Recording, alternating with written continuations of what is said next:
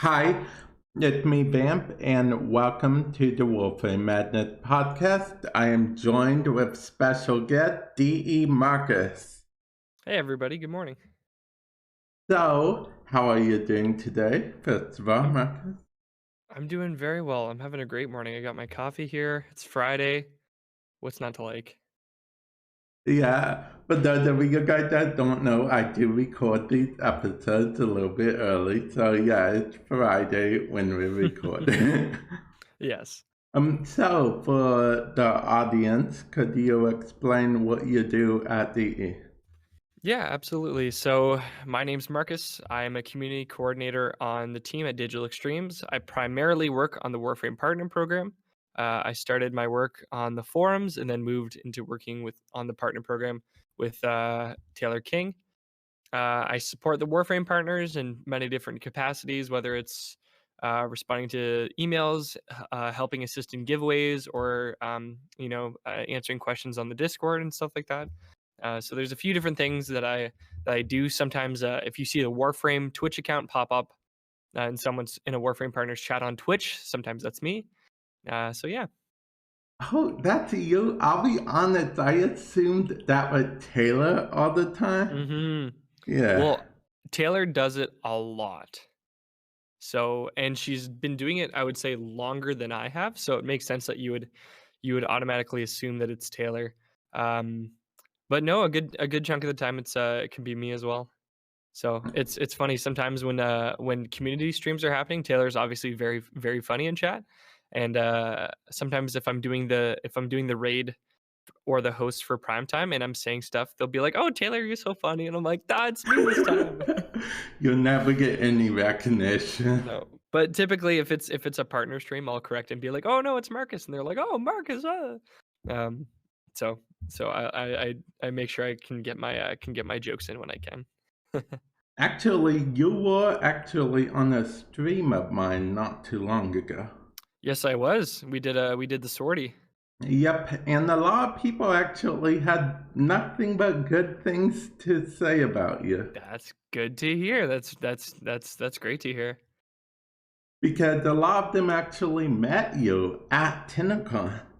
Oh, I love that. Yeah. See, that's the fun thing is after being at TennoCon, then seeing, these aliases and Twitter handles and people in chat that I now have met in real life, that's kind of the best part of TennoCon is now it feels like there's a person that is behind the name now and it feels like you really have a friend. So that's really cool. That's really cool. Yeah, I'm hoping to one day go to TennoCon, but it's this whole big thing because ever since the whole 9/11 thing happened, you guys have Right. a passport to go from the US to Canada. So, Mhm. yeah. Yeah, I mean, I grew up just north of Buffalo, so like in the Niagara Falls area of Canada, and we would go to the United States all the time. Like we would go almost on a weekly basis. So for me, getting over the border is, I know it like the back of my hand, but if you don't go often, it's pretty daunting, and especially if you don't have a passport. So, Oh, yeah, yeah. hmm but it'd be great Now, to have you, Vamp. It'd be great yes, and one one day. day, Hey. I will be there. And okay, so I always joke about this on stream hmm that if I ever go to TennoCon, like, you know how the partners get like their own area and whatever that people Yeah, can yeah, come yeah. to We and kind of have stuff. a room that we hang out in. Oh yeah, and we do meet and greets and stuff like that. Well, I always joke about how no one will know me at all, so no one would show up. Hey, you know But what? You'd be surprised. I thought no one would know me, but guaranteed there's always someone. well, that's a bit comforting, but there's Yeah. still the fact that I get lost everywhere. So I'll like Mm. be like calling you or Taylor up, being like, "Okay, I'm here, but I'm Yeah. lost at the white building," Be like, and then "Vamp, describe your location. What can you see?" You're like, "Oh, there's just people everywhere." so No, yeah, yeah. you'd get a little map. You'd be good to go. Are you sure? I mean, I've been playing Warframe for like 4 years now, and I still get lost. Listen, convention centers are way more easier to navigate than Warframe maps. I Okay. promise. Speaking of playing Warframe, you play Warframe. I do play Warframe. I do. I do indeed. Yeah, Um, big fan. Actually, fun fact, when I first interviewed Taylor a while back, I was surprised to hear that you guys played your own game. Yeah. Yeah, absolutely we do. Um yeah, it was I'm sure you've heard before, but when I started as an intern, the only thing I did when I started working on Warframe was actually just play Warframe for about maybe a week straight until I started getting things to work on. Oh, It's it's very important internally oh yeah. in many different departments to have a good knowledge of the game, but especially in community, if changes are coming out, we need to be aware and know how they feel in game. So having a footing on the inside is very very important. And so I've been grinding away on my account, and I'm finally. It's taken me a couple years, but I'm finally master rank 24. Oh, I was just Very going proud to to say. ask what master rank you were. Yeah, master rank 24. And a friend of mine, Melver To, he's a player from across the pond. He knew me since I was master rank 5, Oh, wow. which is he's kind of my oldest friend in Warframe. So it's cool playing with him now. And he's like, "Oh, I remember when you were master rank 5. I think we did the exploiter orb a few months ago. So that was a good time." Okay, Yeah, okay. yeah. So I'm still churning away. I'm still right now the biggest things for me are vaulted weapons with rare drops. So a lot of the melees and a lot of the secondaries will have like two components that are both rare drops, and I'll only have maybe like 8 relics. So those are the weapons now that I'm kind of stalled at. So Oh, I'm okay. clipping away. I want to get to master rank maybe 27 by the end of the year, I would say is probably my goal. So Now you're a yeah. PC main, if I remember. I am a PC main. This is the first game I've ever played on PC though. Okay. Yep. Wait, then what do you play games on normally? PlayStation. I got a PS1 for Christmas when I was maybe 4 or 5, and I've been playing on PlayStations ever since. And so oddly enough, when I started off at Digital Extremes, I was an intern for the Amazing Eternals. And so Drew was kind of my mentor for the few weeks that the game was still set to launch while I was working at Digital Extremes, and he actually gave me an Xbox controller to play on the PC because I couldn't use a keyboard. And then eventually I was just like, okay, you know what? I'm probably going to be here for a little bit, so I might as well make the change to PC. So it's the first game I've ever played actually on a Uh, keyboard and mouse, okay. which it's cool now that I have the hang of it. But for a while, my wrists were so sore and my hands just didn't know how to move that way. So I um, have a PC account and I go on PC every now and then to make a mhm, video or something, but yeah, I just can't grasp the concept of holding it's W, yeah. control, and shift at the same time. And Mhm. yeah, No, I totally agree. The WASD is just odd. It's very odd to me. 'Cause you get so used to a controller where it's just with the two analog sticks, it's so intuitive, right? Like, you yeah, move and you exactly. look, as opposed to pressing 4 buttons, to move in, like, almost like a grid. So, yeah, it's one of those things where if you wanna become more comfortable with it, you just have to just do it for as long as you can, and that's the only way you'll adjust. Because Yeah, I had to do the same thing. that's what I was thinking. Eventually, it would become like muscle memory type. Mhm. Yeah, eventually sometimes I still look at 1, 2 I'm sad to admit, sometimes I still look at 1, 2, 3, 4, because the amount of times I've tried to use my 4, but instead hit 5 and jump into operator mode, I'm like, "Ah, damn it." So, sometimes I will have to still look at the numbers, but for Oh, everything else, like control shift for, sliding and rolling, I'm very good at that. I'll be honest, I don't even bother using powers when I'm on PC Oh, because, yeah? yeah, yeah, because it takes me so long just to get down the whole bullet jump thing. Oh, yeah, the Yeah. bullet that was a big once I figured out the feel of bullet jumping, I was like, whoa, like my mind just opened up and then I could move so much faster. Yeah, that was a huge learning curve was figuring out the computer controls. And now I'm Yeah. quick. Now I'm fast. Now I'm a fast guy. Speaking of, you mentioned Drew. Okay, Yes. so Drew actually was the original head of the partner program when Yes, I he came was. in. Hmm. Yeah, he's the one that accepted me originally. He actually did because sometimes in certain streams, you do behind the scenes work, right? Like Hmm. technical stuff.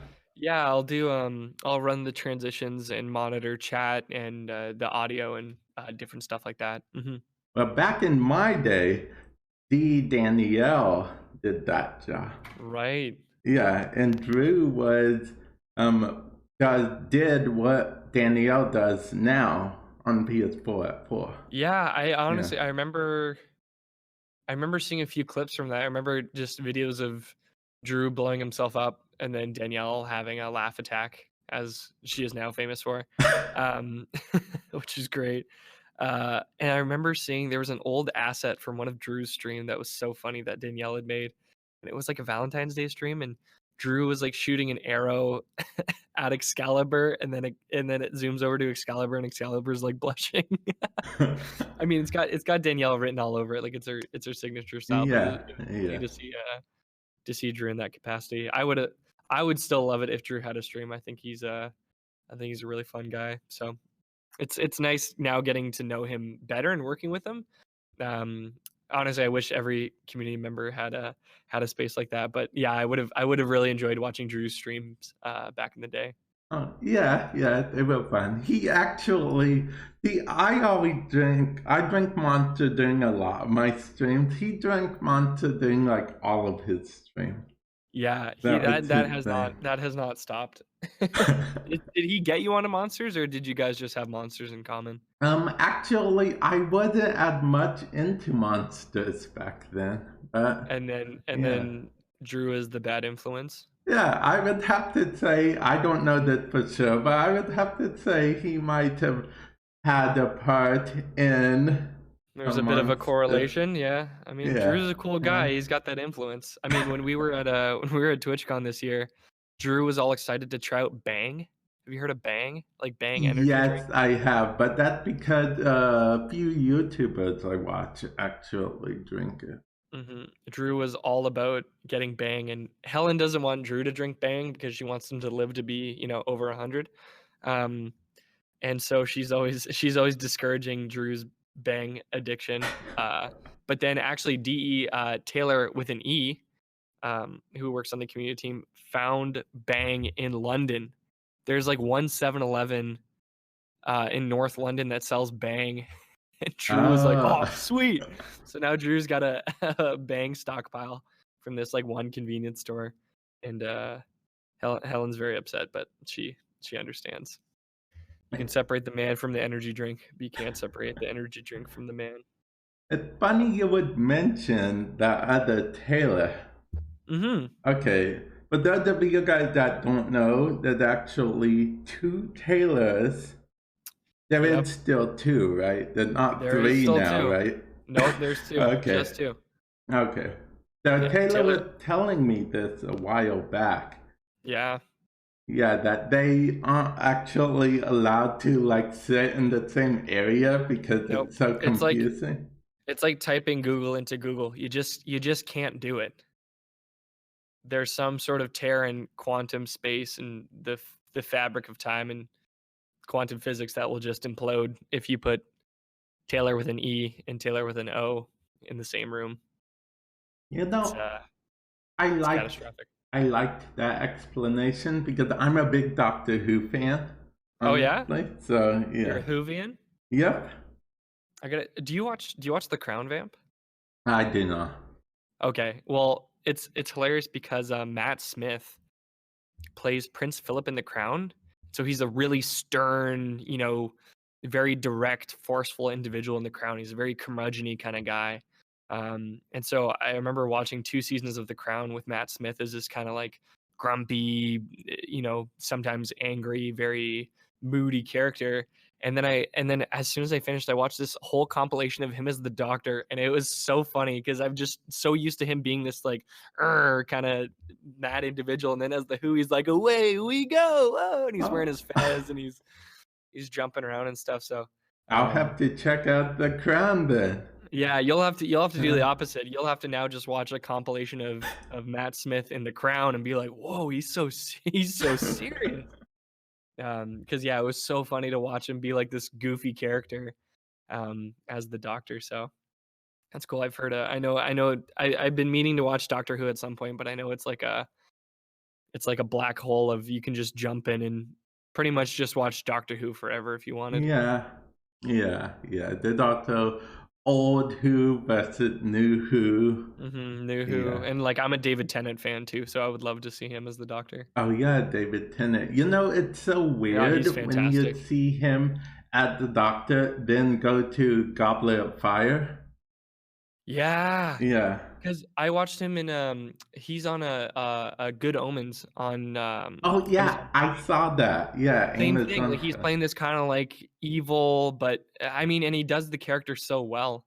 Um, he just plays I mean, he's just such a fantastic actor, but in that show as well, he's playing kind of an evil character, Yeah, but he's got a yeah. lot of heart to him, like, it's a very nuanced performance, it's really impressive, so, yeah, him in that, and then him as well in Broadchurch, the BBC, detective series, fantastic as well, where he's kind of, he's a detective, but he's also very, he's got a very, a very he's had a bleak life, and so he's kinda got has to play this sorta disgraced police officer, and he's just great in that well, he just nails every role he's in, so it'd be cool Oh, to see him as the okay. Doctor as well, where he's kinda like, he's this fun character, so No, that's cool. yeah, yeah. He's very fun. He's fun yet serious sometimes, and Mhm, mhm. yeah, yeah, He just nails it. He's a very, like some actors you watch and it's kinda like, "Oh, this is this actor just kinda doing this," Like it's hard to not see them in every role they're in. David yeah, Tennant is one of those guys where he jumps into it and you're like, "This isn't David Tennant, this is him doing the character." So he's awesome. He's great. yeah. He is. He is. Now, back to Warframe. Okay, Right. so see, I have this problem on this podcast. It's a recurring problem. I had it Uh-oh. with the Megan as well when I did that interview with her, which is Mhm. I suck at getting us back on topic. I mean, Well, Megan is a chatty Cathy. She could probably go on tangents for quite a oh, while. we did. Me and Megan went on this whole thing about Legend of Zelda for about 20 Oh, yeah. minutes. Well, Yeah. Megan, I mean, she's gonna anime, Legend of Zelda, Corn, they're all she could probably talk on those topics for hours. She could have a PhD in any of those topics. Speaking of anime, do you like anime?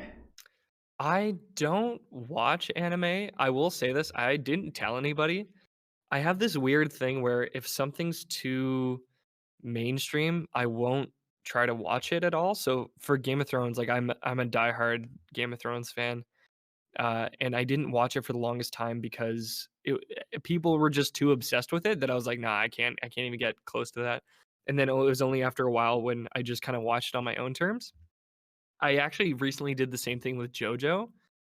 I was like, hey, this is just people are just, off the walls about this. So then I just kind of quietly watched 3 or 4 episodes on my own and I couldn't get into it. I grew up watching Yu-Gi-Oh and Pokemon, which have the same animation style, not a lot of the same tropes and like character Yeah.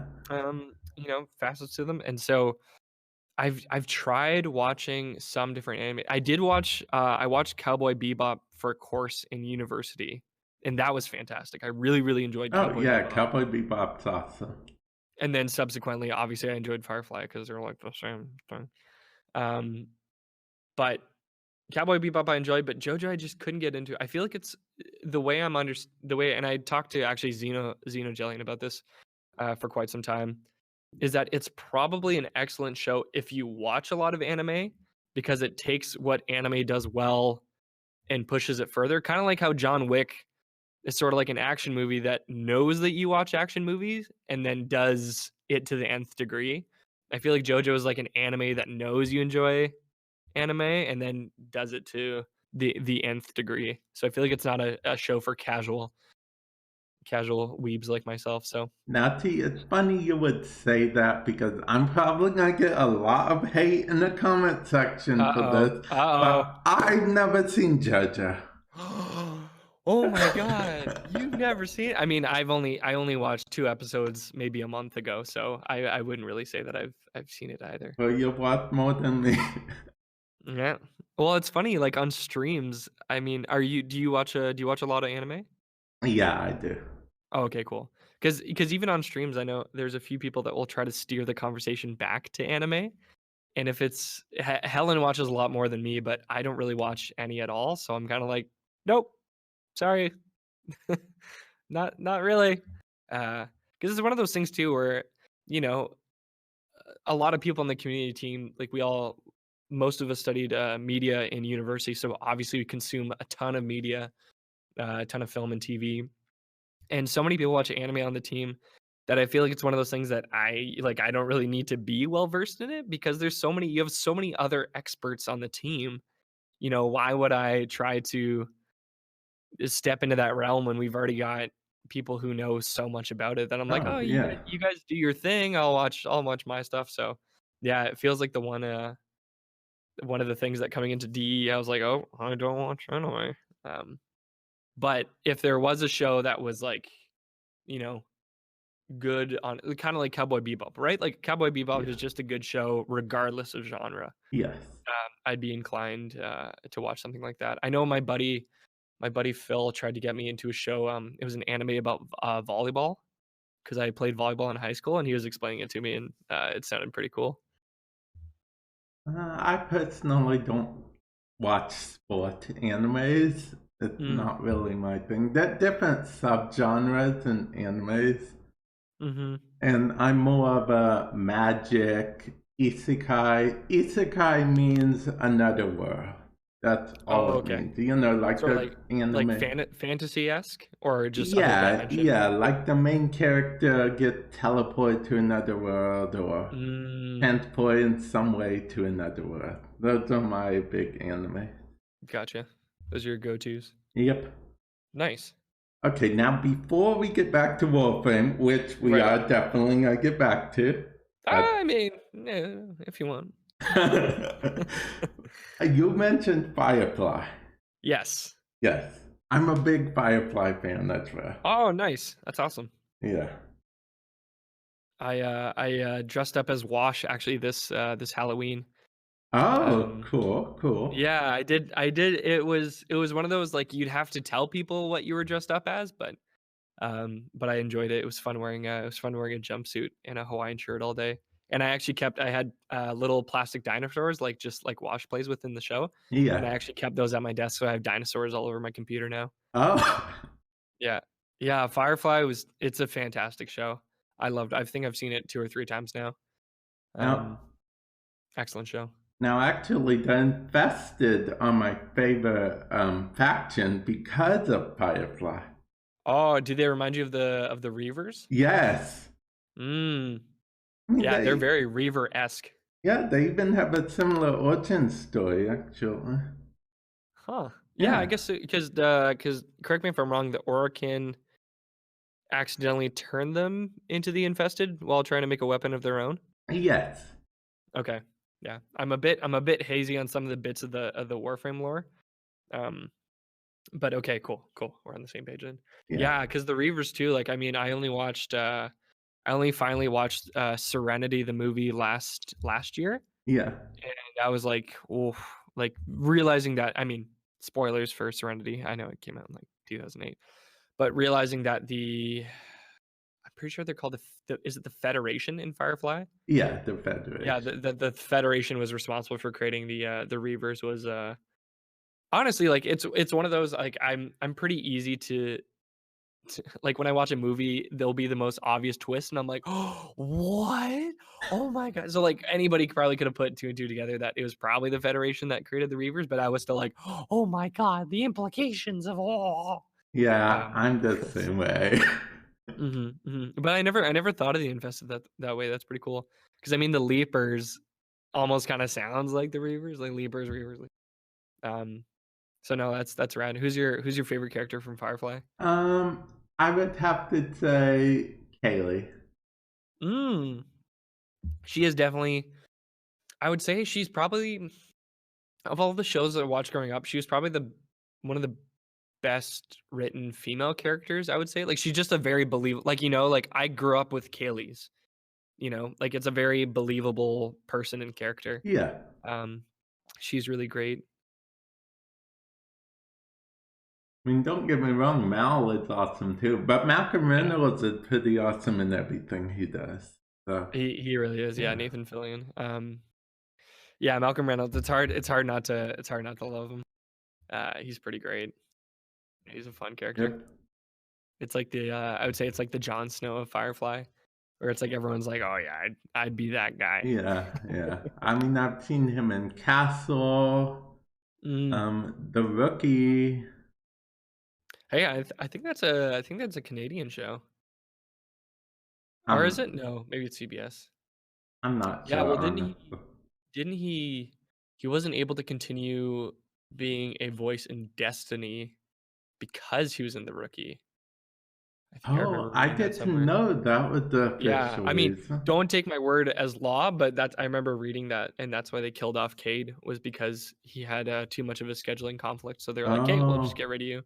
oh, I'll be Um, honest. I just thought it was that Bungie didn't have enough money to support mm, long term or something like I that. mean, maybe that factored into it as well. Maybe it was um, the amalgamation of a few different reasons that they ended up killing Cade. But yeah, I remember. Honestly, the amount of stuff, like, I go on Reddit quite a lot. The amount of stuff that I just read in the comments of Reddit that I'm probably like, oh yeah, that's true, and then vocalize that to someone else. Like, I told um, there was an article about how Jack Nicholson got banned from going to the Lakers games because he spilled a tub of homemade chili on the court, and I just thought that was so funny, and I love that that was a thing. And I told so many people about how, yeah, Jack Nicholson is banned from sitting courtside because he spilled chili on the court, and then it turned out to be an Onion article, and I didn't know for months, and then I had to go back and figure out who I told all this false information to. So now I'm so worried that I'm like, how much, like, conversational knowledge do I know that I just picked up from Reddit threads? So, like, even this, I'm like, "Oh, yeah." And I think too, I'm like, "Oh, did I read that on Reddit? Did someone just say that?" And I now think it's true, so I don't know. This is one of those times where if we're on stream, I'd be like, "Chat, you can correct me. Correct me if I'm And wrong, please." chat definitely would correct you. Yeah, chat would be like, "Well, actually," and I'd be like, "Okay, thank you. Perfect, perfect, perfect." So in this case, it'll be the YouTube comments. YouTube, do not steer me wrong. Please correct me if I have said anything false. Yeah. Now, I have a question that I'm asking this question for multiple reasons. One, because I Ooh. thought of it last night, and two, Ooh. because there's a certain title I want to name this episode. So the question is there anyone in the office who is like, say it's Monday morning, it's early morning, you just got into work, and Okay. you're like, how are they so happy? How are they so cheerful? Mm. So you're wondering, is there anyone like that that's just super chipper in the morning? Yeah. There's a guy that used to work here named Dudley. He was always super chipper. Without a doubt, he would always say hello to me in the morning. Aside from that, I would say, honestly, Rebecca is always willing to chat no matter how early it is. The one morning I got in, I think it was 8 a.m. recently, and Reb was already there. Typically, I'm the first person to arrive in the morning just because I've just a different sleep schedule. But Reb was up, and I think she was there at like 7. She'd got there at like some ridiculous time, like 6:45 or like 7:15 in the morning. It was the day she tweeted like early bird gets a worm, and I think it was Zephyr Prime and Captura. Like that morning, she was in the office like just at a ridiculous time, and I ran into her in the kitchen. She was just like, "Oh, hey, how's your days going?" And so she is always like just in a great mood, always willing to chat. So Uh-huh. yeah, I would Okay. say Reb for sure. Even when we're traveling as well, she's always just a very chipper. I am not the same way. I am a very grumpy person in the morning, despite waking up early. So I think I have like an hour buffer period from when I wake up to, once I've had some food in me, then I'm like, okay, now you can like chat with me. But I'm very snippy in Now, the morning. to So, Rebecca, I thought you were going to say Rebecca for that, but well, your hunch was correct. Yeah, she's a very very happy person in the morning.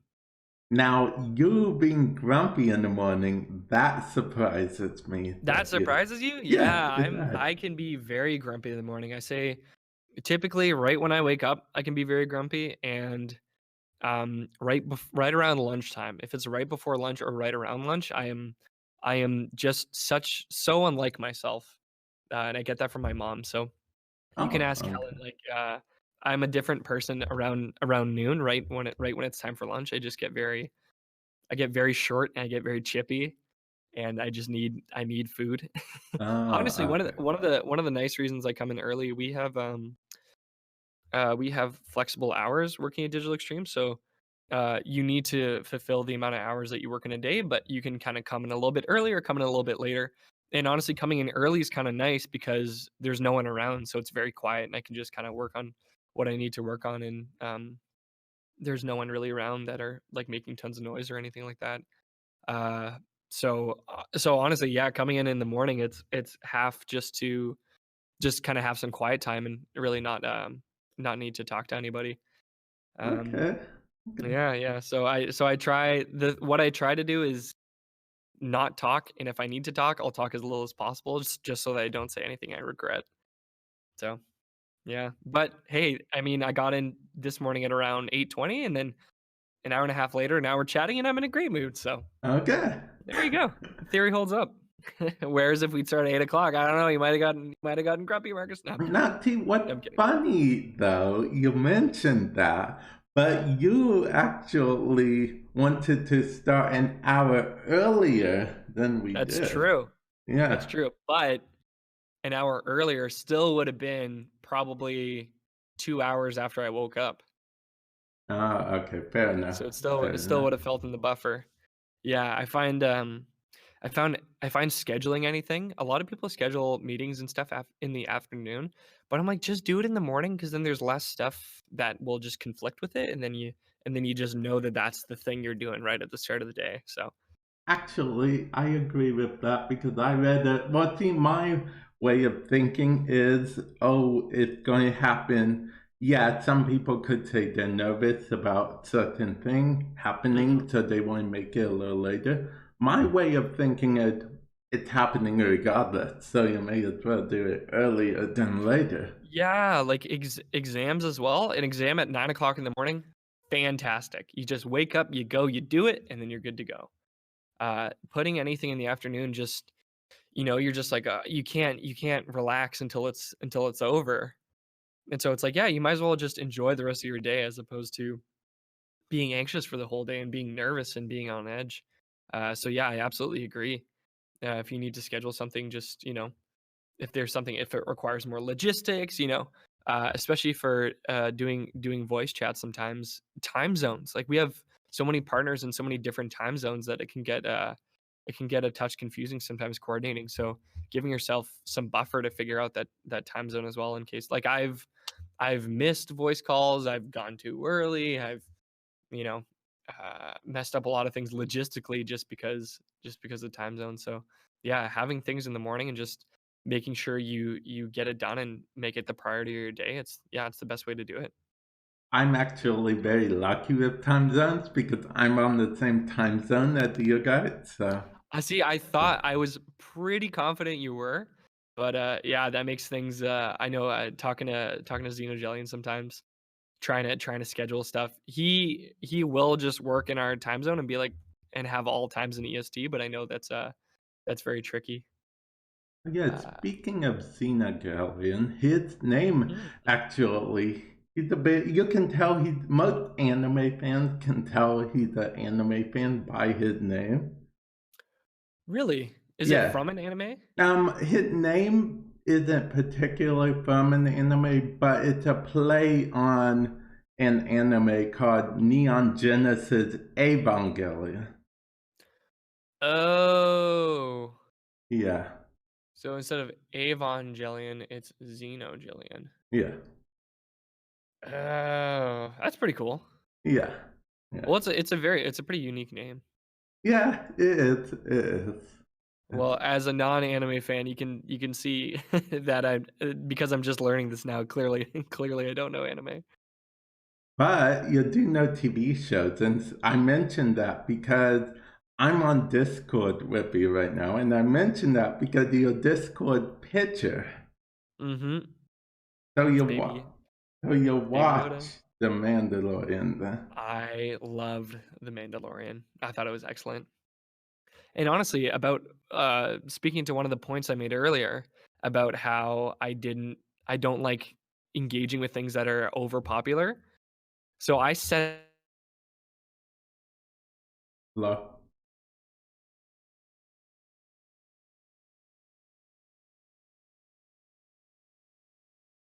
Hello? I bet he looks like a rolled up doll or Oh, something. sorry, you cut out a bit for a moment. Oh, okay, sorry. I think my connection isn't great. Yeah, I can see. Oh, okay, I think we're good again. Yeah, Okay. my internet just sort of blipped. Um, so yeah, I was talking to Headshot and I was saying how I kind of set out to hate Baby Yoda because of how much people loved him. And how much everyone was like, "Oh, I'll die for Baby Yoda. It's the like it's the cutest thing. Oh, Baby Yoda's everything." And I was like, "Yeah, I bet he's not that great." And then I watched The Mandalorian and like my heart just melted. He's so cute. And they just whoever was the puppeteers for Baby Yoda just nailed it. And I think bringing back the practical effects of like Star Wars episodes 4, 5, and 6 where you have the physical model. There's just something so much more realistic and tangible about it. And he's just all his little mannerisms and the moving and it kind of reminded me of have you seen How to Train Your Dragon? I have actually I've seen a clip or two of it. Okay. So you've probably you'll probably yeah, that's probably good enough in for this instance.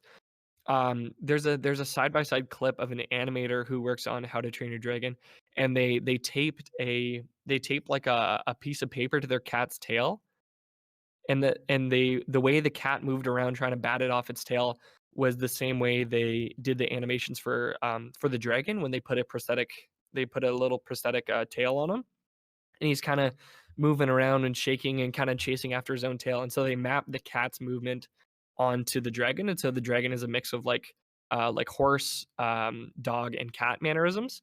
And so when you're watching, like a dragon is a fictional creature, so we don't really know how it looks, but we can see how the movements are similar to other animals. And I don't know what they mapped Baby Yoda from. Probably other babies, but I also think maybe some creatures like I feel like there's some cat and there's some dog in there, and just the way he kind of moves and shuffles and reaches and stuff like that. But they just made it so lifelike and just so damn adorable that I couldn't hate Baby Yoda, and now I just love Baby Yoda. But yeah, The Mandalorian as a show as well too. Like Pedro Pascal, who plays the Mandalorian. I loved him. He was Oberyn Martell in Game of Thrones, and he was fantastic. And I loved watching him in the Netflix show Narcos too. So I was like, maybe I'll watch The Mandalorian. Maybe I'll get Disney Plus. But then once I heard that Pedro Pascal was gonna play the Mandalorian, I was like, oh yeah, I'm in. I'm in Oh, totally. yeah. And he just killed it. He was fantastic. Yeah. Funny thing is, I did not know anything about Baby Yoda till one stream. It was my birthday, and then Mhm. someone said, "Here, I got a birthday present for you." Sent me a link in chat, and the link was to Baby Yoda. Oh, what more could you ask for, right? That's adorable. Then did you go and watch The Mandalorian after that? I went and put it on my to watch list. Nice. Have you watched it since? Not yet. I'm Okay, almost there though. I have a few. Okay, so here's the thing. I'm let's one hear of it. the people who like watch one or two episodes of a show. Even though I liked it a lot, I'll still add it to my to watch list and be like, oh, I'll come back to this later. It was good. I don't come back to it for like a month or so. You just gotta commit. You just gotta watch it back. I think the good thing about The Mandalorian, I'm pretty sure it's 8 episodes. So it's not 8 episodes around 40 minutes, so you can finish it pretty comfortably in a short window of time. Plus, the whole thing that if I get Disney Plus, I know I'll be lost in the whole Disney Plus That's thing. why you need to. So honestly, what I did as well, I actually watched it off of Drew. De Drew lent me his free trial. So I watched it off his free trial, and then when his ran out, I used Helen's. So I managed to avoid starting a free a free trial, and I just mooched off of other people's accounts. So Oh, okay, okay. maybe there's Because that's my childhood there right might be there. someone that you can sorry, I just unplugged my headphones. There might be someone who you could maybe snag their account, or just set up a bunch of reminders that remind you to cancel. Oh, yeah, yeah. Yeah, because Amazon Prime is the one that gets me because it rolled over, but it renews it for the whole year, which I didn't realize. So I was like, "All right, you got Amazon Prime for the entire year." I was like, "Oh, okay, here we are." Oh, okay. You do a yearly thing. I do a monthly Yeah, thing with I guess Amazon I had it Prime. accidentally set up as a yearly, and so it just automatically renewed as a year, and I was just like, "Oh, well, okay, sure." Okay. But yeah, Disney Plus, I'm sure could be I mean, if you're a huge Disney fan, I'm not sure if you are, but it would be all too appealing, too hard to give up, so Well, yeah, that's my childhood. I grew up with yeah. Disney shows. Hey, me too, Lion King, stuff like that, yeah. Yep, Lion King, and even Disney Channel original shows like, Oh, yeah. Xenon Girl of the 21st Century, Mhm. then TV shows like That's a Raven, Boy Meets World. Yep. Recess was a big one for me. Yeah. Yeah, love it. That's a Raven I also watched a lot. It's a great show. So, circling back to Warframe, I mean, if you want to. what is your favorite frame anyway? My favorite frame, it's evolved a bit. So I started off obviously I played vanilla Excal for probably like 8 months. Like I just played Excalibur and I was like, I'm never gonna play anything else. And then some people were like, yeah, you should probably broaden your horizons. And then I played a ton of Zephyr Prime. I played Zephyr almost exclusively Zephyr Prime for maybe a year. And then I switched to I played Excal, then Frost Prime. Then I switched from Frost Prime to Zephyr Prime. Then I went from Zephyr Prime, and then now I've basically been maining Neja ever since. And I would say my favorite frame is probably still Zephyr. However, I haven't picked her up in a long time. Oh, So maybe it's like I would have to sit down and do a pros and cons list between Neja and Zephyr. Because I've been basically maining Neja, and I try to switch it up. I'll play a hefty amount of Wisp as well. So I'd say right now I'm probably 50-50 between Neja and Wisp in terms of frame usage. Uh, big fan of Wisp. So yeah, if I had like gun to my head, I would probably say Neja. But Zephyr was probably the most fun I've had with the frame for the longest amount of time. okay, To okay. answer your question, which is funny. Not a lot of people like Zephyr, but I just love the movement set. Um, I really love I really love moving around, and I was too cheap to buy. I didn't want to grind for fish oil to get the Arcwing launcher, so in Fortuna, I would just use Zephyr's one to get around, and I was like, nah, I'm not gonna use an Arcwing. I'll just use Zephyr. Like, so I would just use her one to get around and watch the scenery and stuff like that. So yeah. Yeah. Hmm. Eh, I mean, a lot of people don't like Zephyr because of the fact that, as they say it, there's more efficient ways to do it. But see, it's not only about efficiency as far as I'm concerned. It's about Yeah, I what you mean, have fun with. exactly, Yeah. and I had a ton of fun with Zephyr. I loved because you just naturally do take less damage when you're aim gliding. I would always aim glide. Like I would just jump, aim glide, shoot things, jump, aim glide, shoot things. So really, like if you ever 3 on for the damage reduction and then just do a lot of aim gliding, like I just love the move. I also love too, like especially in the Valis, because you move with almost decreased gravity, like you kind of have that like very floaty feel. It was so much easier splunking and jumping into caves and stuff because you could navigate those areas so much more Oh, I actually effectively. never Kind of tried move a going bit into slower. cave that way. Yeah, so like if I jumped into a hole, I could kind of like drift through as opposed to just falling really hard. Uh, so yeah, so I loved just kind of coasting and floating that way, you know. And I mean, it's supposed to emulate flying, and it does kind of feel like flying. It's that freeing kind of movement set. So yeah, I was just I was actually farming. Like typically, I'll get a frame, I'll level it to 30, and then if it strikes my fancy, I'll come back to it. And Zephyr, I was just leveling. I was like, wait, this is a ton of fun. Like I love moving this way. And it was just nice. Like I find even just getting through maps really quickly, it's fun to kind of like shoot and land in the right spot with her different set of type of gravity. And even Neja too, like using Neja, because Neja slides around. Yeah. That was also a learning curve. But then once you get the hang of it, it's fun to slide around the map. So I guess I'm a sucker for the frames with unique movement sets. I think that's what Okay. keeps it fresh and interesting for me. Which I never realized until now that they each kind of have, even Wisp as well. Um, does isn't entirely different, but I guess just the aesthetic of the way she moves is a bit different. So yeah, Yeah, yeah. If I recall, Steve mentioned that they had to unique that her whole thing is unique as far as not only her idol, but since she had no feet, they had to make her running animation differently. yeah, it's all unique because why would she need to pace her feet on the ground when she doesn't have any feet? Yeah, true, true, true. Mhm. And hey, at least you're not using Excalibur. I don't like Excalibur, okay? Oh, I think we've had this chat before, and honestly, I think it's one of those things too. Like same way I feel about JoJo. So many people love Excalibur that you don't have to. There's plenty of people that love Excalibur. It's fine by me. He's got his fans. So yeah, Eh, I sometimes go back to Excalibur, and it's like, whoa, it feels like riding a bike again. You're like, oh, I haven't been here in a while. I do need to. I think I want to throw some Forma into my Excalibur just for fun at some point, but. Yeah, he's an interesting frame to come back to. See, I always liked his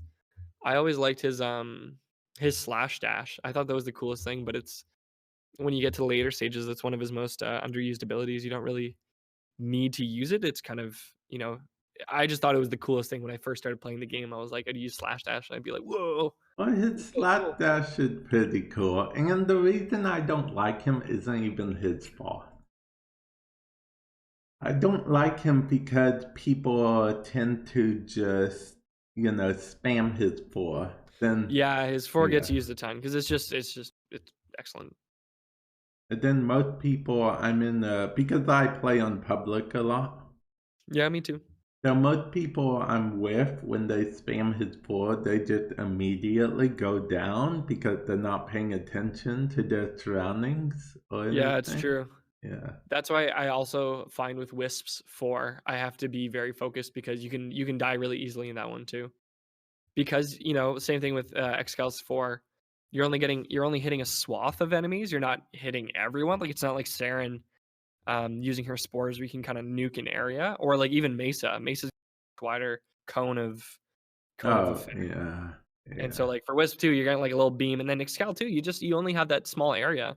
So if there's anybody else around you, that's your sayonara, son. So that's a good point. Yeah, people are just like, "Oh, I'm unstoppable," and then you got to revive them 5 times. So Okay, now this is a question that I need an answer to as soon as possible, which is oh, Gara.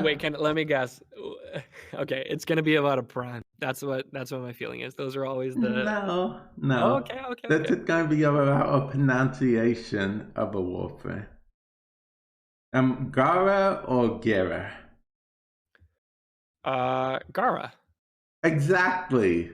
Yeah, Gara. Exactly. Because there was I will say Lotus. Harrow over Haro though, Oh, okay. because Okay. he's Yeah, harrowing. I always say Hera But yeah, as well. Gara, not Gara. Okay, because Lotus actually pronounces it as Gera. Well, see, this has happened in the past too. Well, in the more recent past between the Gauss. Oh, yeah, but see, that time Rebecca did it as a joke. I remember she posted it on Twitter that, Hmm. yeah. But this time she actually, I mean, last time she actually pronounced Gara as Gara, which surprised me because, okay, for those of you guys that don't know, the Rebecca is the voice of Lotus. What? Spoiler! Whoa. But yeah, I was surprised because, see, when I think of Gara, I instantly think of Naruto, which is an anime, and Rebecca being like the ultimate anime fan at DE, Right. I would That think she'd that she would have made pronounce that. it. Well, I mean, Yeah.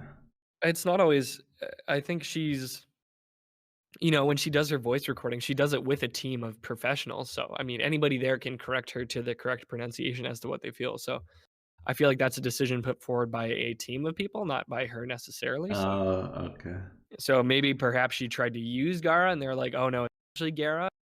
It's no one will know, but I'm very much for Gara. Uh, Gara. Especially too Same because I here. know Taylor King, Gara is one of her favorite frames, and it's Gara from her, so I will Yeah. take her pronunciation as law. I mean, then you get into the intricacies of, do you say GIF versus GIF? Because GIF is correct, but I've never Yeah. met a person who will actually say GIF. Like if someone Yeah. said, "Oh, I'll just send it over as a GIF file," I'd be like, What?"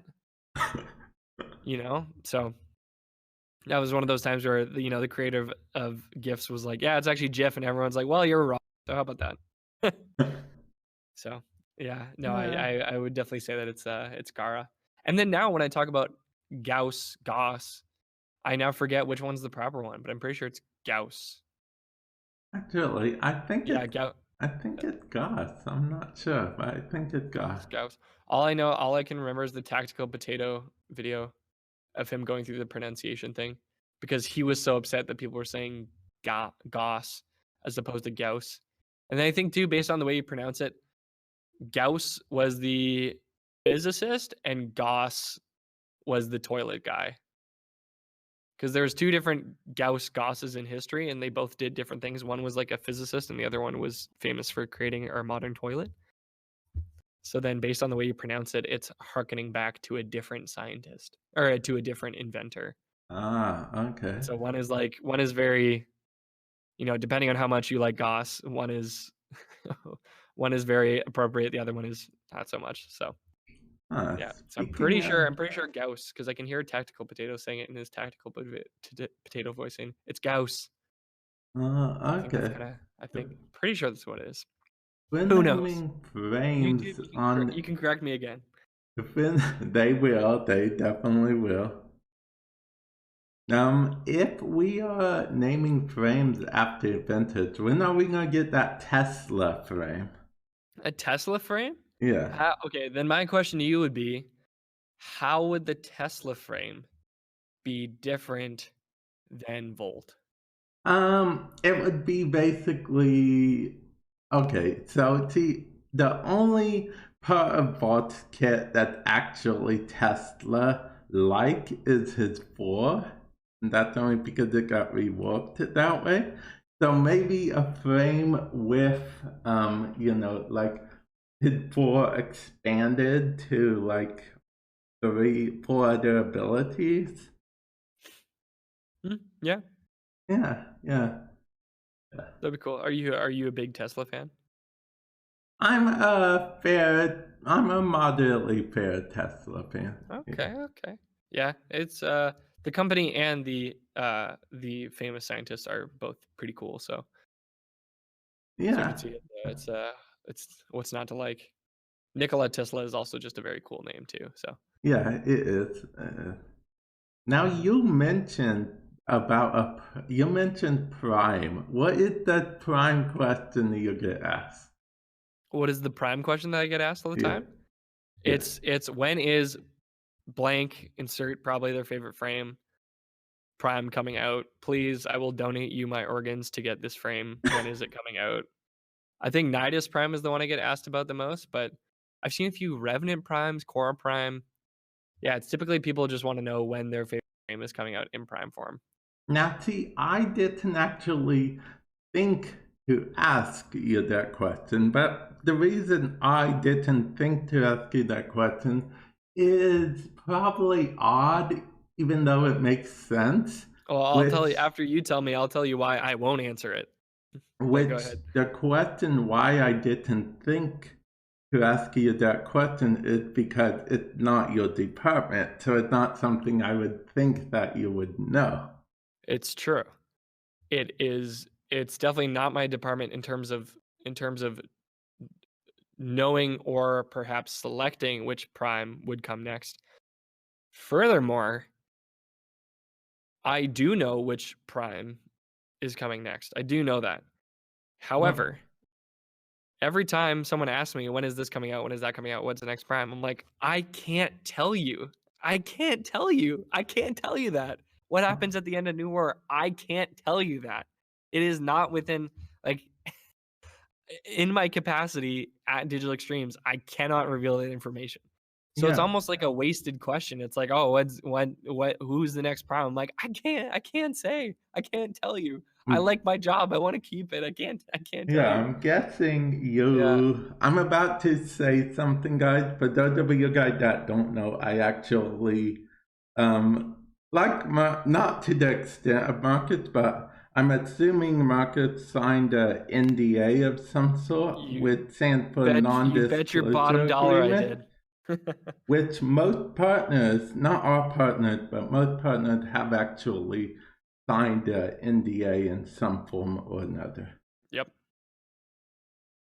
But then again, that's not all partners. See, we can Mhm. talk about that we signed our NDA. We just can't talk about certain things that are covered in the NDA. So, Exactly. yeah. Exactly.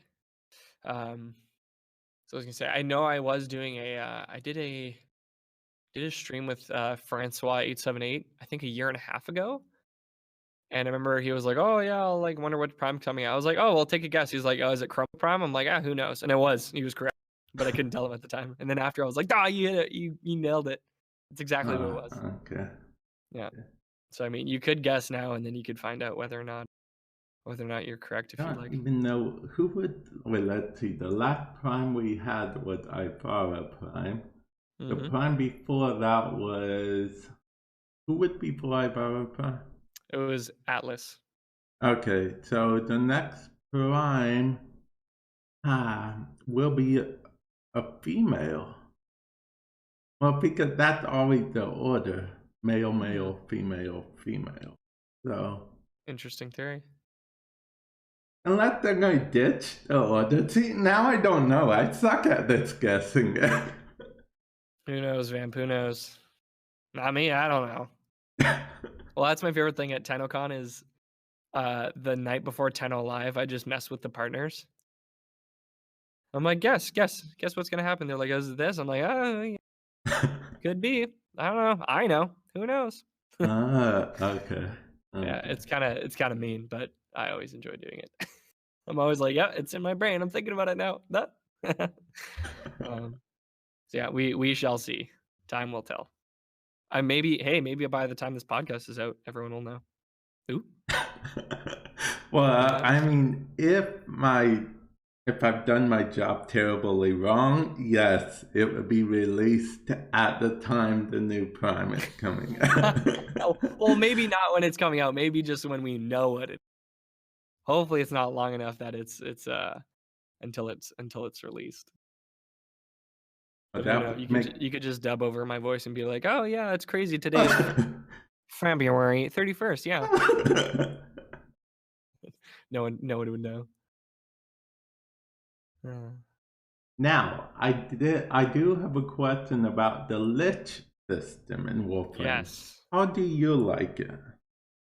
I quite like the liches. I didn't play. I know a lot of it's is inspired from the Shadow of Mordor Kingpin system, just from what's been said on the dev stream, and such. And I mean, it's kind of reminiscent in terms of its form. And I watched a lot of my brother play Shadow of Mordor, and he loved it. And I just think having a personal enemy Because I mean, the bosses are always kind of after you, but they're not really like after you. You know, they're just like, ah, you're just like a thorn in my side. Whereas the Lich is so personal. I really like that it's very much catered. Like they're like you are their one goal. They don't like you. They don't like the Tenno. Like it's not that they're against the Tenno. They just don't like you. And I think having that kind of flavor of a personalized enemy is really cool. Is really really cool in the Warframe. So I like it, Maybe and I also love the Kuba, the aesthetic of the Kuba weapons. I think are just fantastic. They're really really cool. yeah, they are cool, but maybe too much flavor for the Lich because I kind of don't want to kill my Lich now because she spawned with a fear. Her fear is being alone. So, Oh no! yeah. Well, you just gotta convert them then. Yeah, yeah, I think that's what See, I'm gonna do. I think that's what the writing team's kind of going for because I'm not sure if you ever listen to the deconstructing podcast.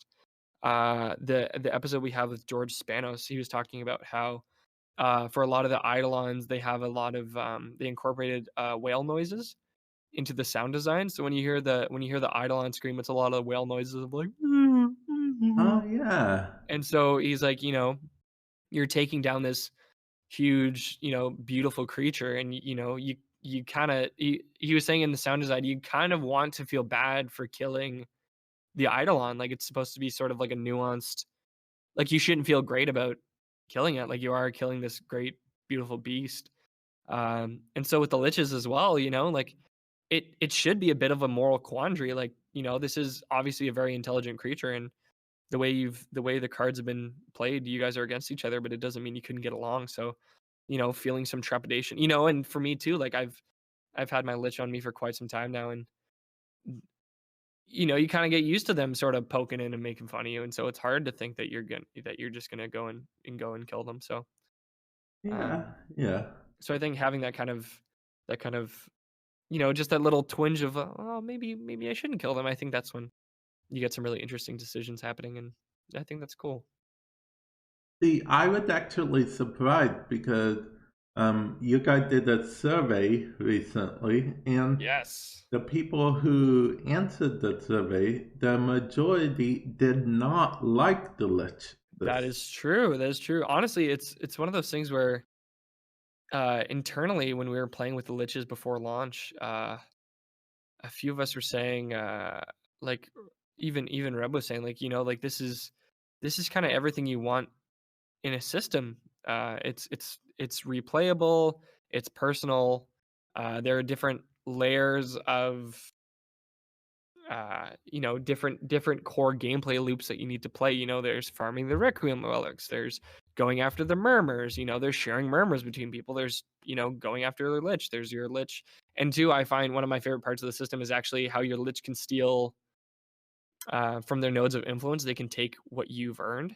Oh, And so yeah, yeah. I've finally got the I think the Galatine Prime blueprint was a rare drop.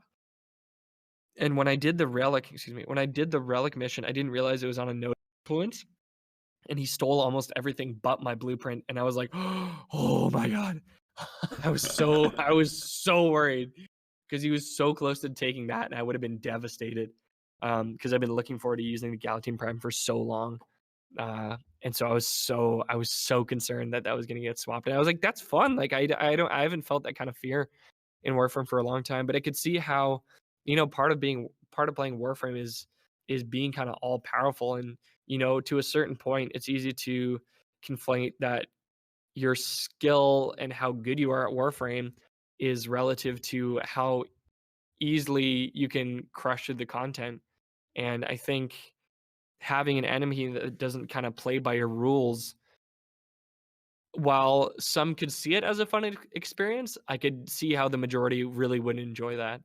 And it's tough too. Like I know for the Lich as well, like being killed by the Lich, and I'm sure you've seen the dev workshop where in the future the Lich will not kill you, it'll instead just disappear and kind of run away from you if you get the relic or the Requiem mod order wrong. Yeah. You know, if you're, I was talking to De Connor about this because I was like, yeah, I don't know why people aren't enjoying being killed. He was like, well, you know, it's kind of one of those things where you're not losing based off of skill, you're losing based off of chance, which is a very different feeling when it's kind of like, oh, "Bum, bum, bum, bum, too bad," as opposed to, you didn't do this quite correctly. So it's more of a stat thing based off of instead of player input. So I could see how people wouldn't have enjoyed that. Especially when you get so used to not dying, and then if you die automatically, it's a tough thing to Oh adjust to. yeah, it's actually a lot harder than you'd think to die in Warframe. Yeah. Yeah, it's very difficult. So I find I've actually been using a lot of self-damaging weapons recently because I don't wanna get to the point where I'm afraid of dying, so I'll just, I'm kind of reconditioning myself back into being willing to die in Warframe because I think it's a hole you can fall into, and it just makes the process so much more unenjoyable when you're not used to dying. So you just gotta just be used to being like, "Oh, well, and there I go," I'm and that's just probably kinda how you the do it. king of being not used to dying. I use Anaros as my main. Oh, yeah? And I have Arcane Grace and Guardian on. So Oh, yeah. Well, I know Inaros is such an unkillable frame. I know Drew loves him for that reason. I got into Inaros a bit, and I guess I just probably didn't mod him correctly. But I still found it. I was still dying at points. Um, I was still dying sometimes. I was like, "Okay, I can't play Inaros and then get down because that'd be such a meme." Because I know it's like the funny thing, like, "Oh, if you play Inaros, you're unkillable." yeah. If I'm still being down. And I was gonna say as well. I mean, you're like, "Oh yeah, I play Inaros with the different arcanes that kind of make it unkillable." But honestly, too, like if you mod Neja correctly, you can be pretty unkillable as well. So I mean, I can't lie. I do really like Neja for his extreme survivability. So Yeah. I Yeah. also like I also enjoy not dying. Absolutely. You know what? I just remembered something that Taylor said to me a Mm. while back. We were joking around about how, because the interview I did with her, she was actually the first interview I ever did on my podcast. Whoa, that's pretty cool.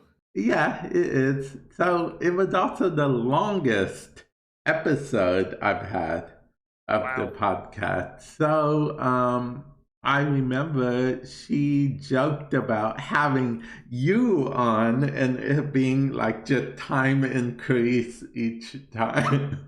Oh my goodness. Okay. Yeah, honestly, Yeah. yeah, I could probably gab for hours. I'm actually really bad at the office. Sometimes I will start chatting with someone and I will not stop. So sometimes I Uh, have to be like, you know what? I'm sorry, I can't chat, or else I have no self control. So yeah, I could see that. Yeah, Taylor and I chat quite a bit as well. So that's pretty funny. Now, you may not be the first guest on the podcast, but you are the first guest of the year. Hey, look at that! 2020, Yep, first 2020. guest of the decade. Yep, Yeah, that's very very cool. Thanks for having me, Vam. no problem. Thanks for being here. Yeah, that's excellent. Now, I do have another question, which is, have you ever heard of a TV show called Reboot? Of it's the show called Reboot. Yeah, it's a show called Reboot. It was a cartoon. It aired, I want to say 2004, maybe. I don't think I've ever heard of it. No. Oh, okay. I only ask because not many people have heard of it. Oh, okay. It's a Canadian-based cartoon. Huh. It was one of my favorite shows. It was basically about you were inside of a computer. There were these enemies called megabyte hexadecimal. They were viruses, Maybe and I yeah. did watch this. Let me look it up. You said it was on the Cartoon Network? It actually was on Cartoon Network. Yeah, it was right before Toonami. I remember playing a computer game. Reboot. Um, Yeah, it was a very good TV show. Um, yeah.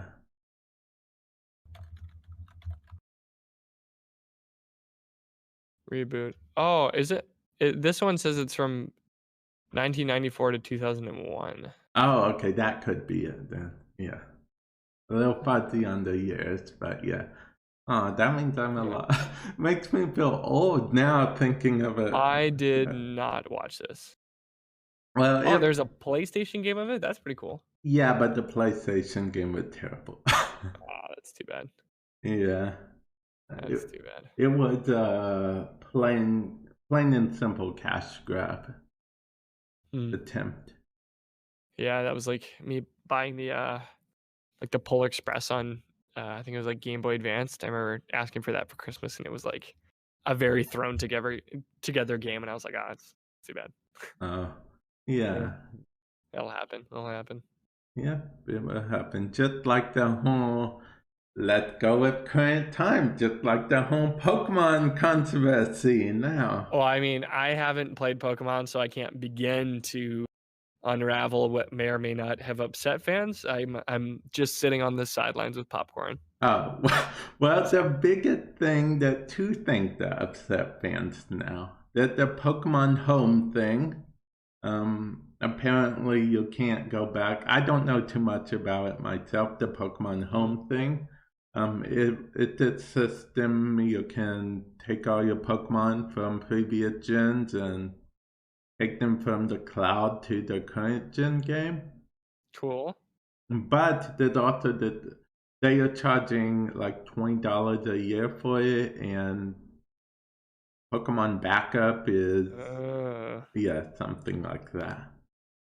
I don't huh. know all the details about it, but apparently fans are very upset about it. That is, yeah, because I guess they kind of used to do that for free. Because I remember how if you played Pokemon Stadium and leveled up a Pokemon to a certain amount, then you could transfer. I remember reading this on a forum somewhere. You could transfer it from your N64 to your Game Boy or something like that. Oh, yeah, So yeah, I I feel like they can. had a similar mechanic, but they'd be for free.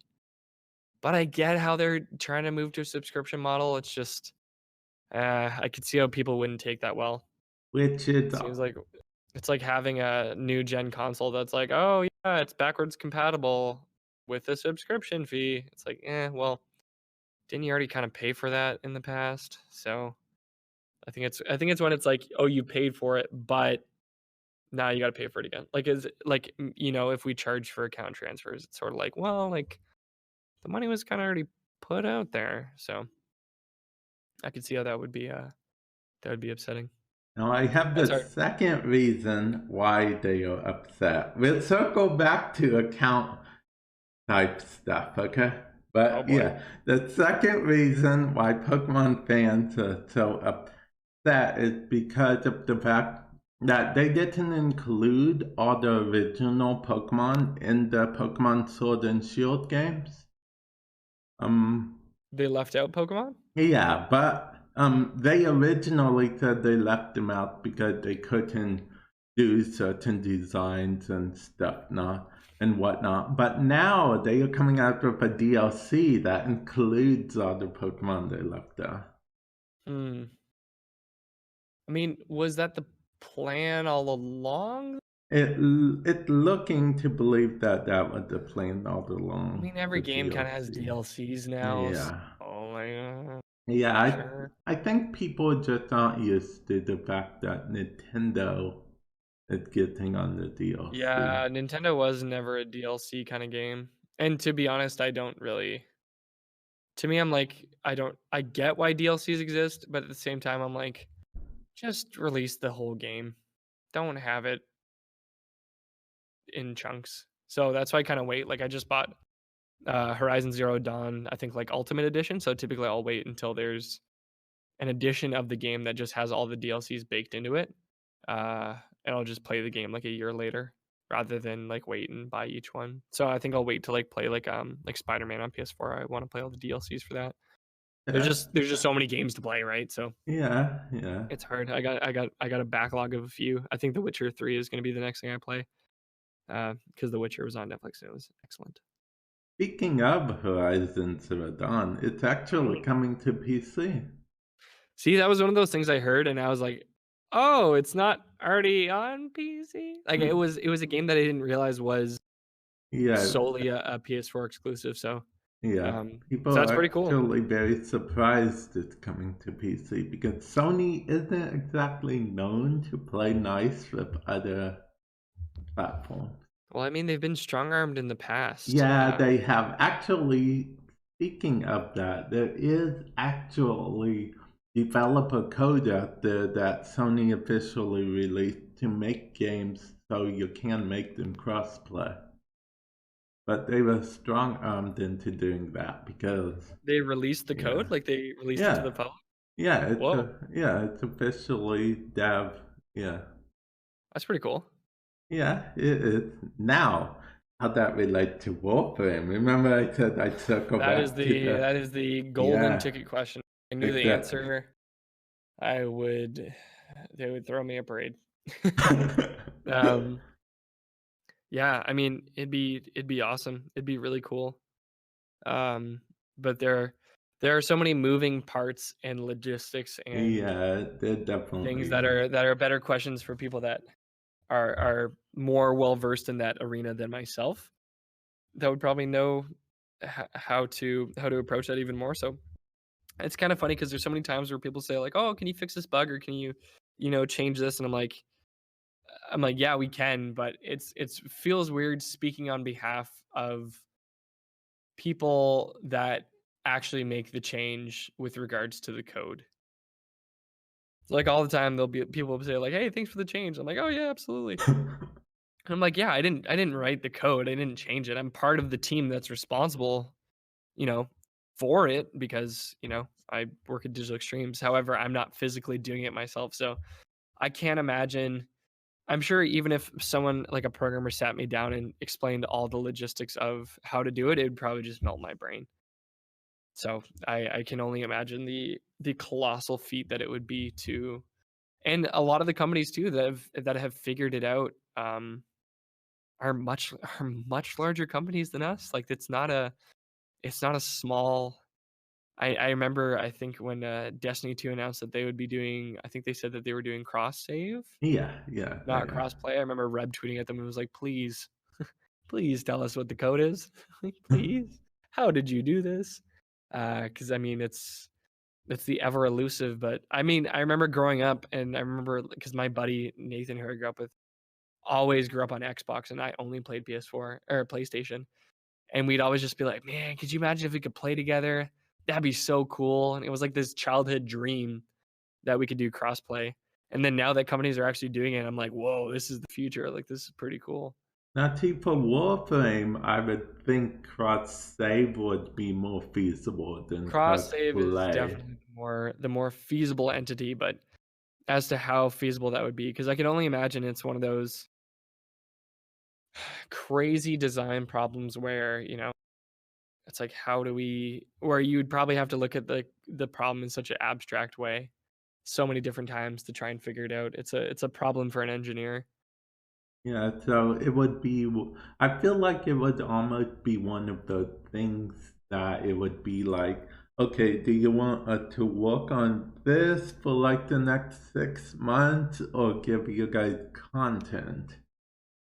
Well, I think those Right. hopefully those 2 departments would work simultaneously at the same time, Yeah, I'll be honest, but I don't know entirely, so I can't yeah, say. and I can't Yeah, I can't speak to our internal process really either. This is just pure speculation from yeah, me. yeah, same here. However however, yeah, that is part of it too is, whenever we remaster something, it's hard to strike that balance between, wanting to buff up a part of the game that, just doesn't hold its weight in Warframe 2020, Like Gas City, the Gas City update, I'm like, "Okay, this is the standard we hold ourselves to." And, you wanna try and imbue it with content as much as you can. And that's always gonna be a challenge, so, yeah, trying to figure out that tone. I feel like I always say this, trying to figure out that tone between improving things versus creating new things it's always a difficult tone to strike. Oh yeah, the Gas City. I Yes. speaking of the Gas City, I Mhm. actually like the new redesign, although at the same time I suck at parkour, so Yeah, Yeah. and honestly, I enjoy it for the parkour. I feel like a lot of the maps too made sense in Warframe of the past, but now the movement set is so advanced that yeah, you it's a fun challenge. And I mean, there are ways to circuit it as well, but it's a fun challenge to jump between platform to platform to platform to platform. I think that's really cool. Oh, I'm one of those ones who just cheese it through Who just into cheeses it? Yeah, I mean, yeah, yeah. and if there's a way to cheese it to you, there should be a cheese option, but having a more um non-linear path to your objective, I think is just tons of fun. It's really fun when you can nail a jump and move quickly and master it that way. I think it's super cool. And of course, since I suck at parkour, of course, my lich also sucks at parkour. Mm. Spawned into an infinite fall loop. Oh no. Yep. That's pretty rough. It happened on stream too, so it was pretty Oh, funny. doesn't it always? That's great. Have you since been able to take down your lunch? Oh no, you said you wanted to, you're conflicted Yeah, because yeah. they're scared of being lonely. Yep, so I might just, keep them alive. I mean, yeah, sure, it's a cool weapon. I don't have it yet, but to be Yeah. honest, I don't. I mean, I'll get them all at my own pace Yeah, eventually. absolutely. Yeah, you'll just have to find another Kuvalich that you can snag. Yeah, and with the new system coming into play, Mhm. yeah, It'll make it that much easier to figure out which weapon you need to with the new preview yep. system, which would be pretty Uh, great. I think we yeah. Yeah, that'll be cool. Although I'll be honest, I wish that token system was implemented, but Yeah, I mean, I think we do have the token. I am also a fan of the token system. However, I think personally, the token system takes a lot of the enjoyment out of it. Whereas some other people would argue that knowing that you're gonna have a direct one to one, I get 10 coins, I buy this item, I am happy. I think there's a part of getting something that you don't expect that can be that much more exciting, um, rather than knowing that you're gonna get it for sure.